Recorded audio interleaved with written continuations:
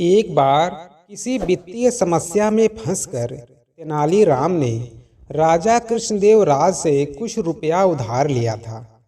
समय बीतता गया और पैसे वापस करने का समय भी निकट आ गया, परंतु तेनाली के पास पैसे वापस लौटाने का कोई प्रबंध हो न पाया।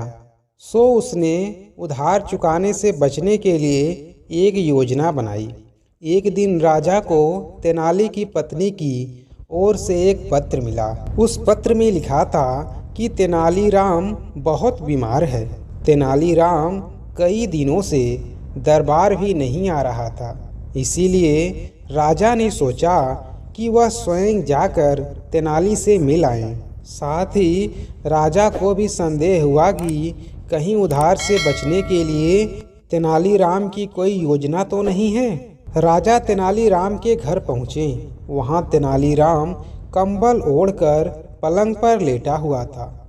उसकी ऐसी अवस्था देखकर राजा ने उसकी पत्नी से कारण पूछा। वह बोली, महाराज, इनके दिल पर आपके दिए हुए उधार का बोझ है।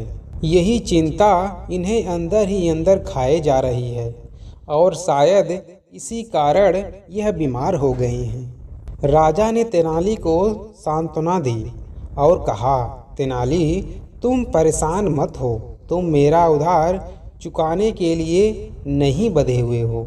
चिंता छोड़ो और शीघ्र स्वस्थ हो जाओ। यह सुन तेनालीराम पलंग से कूद पड़ा और हंसते हुए बोला, महाराज, धन्यवाद। यह क्या है तेनाली? इसका मतलब तुम बीमार नहीं थे। मुझसे झूठ बोलने का तुम्हारा साहस कैसे हुआ?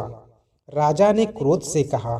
नहीं नहीं महाराज, मैंने आपसे झूठ नहीं बोला। मैं उधार के बोझ से बीमार था।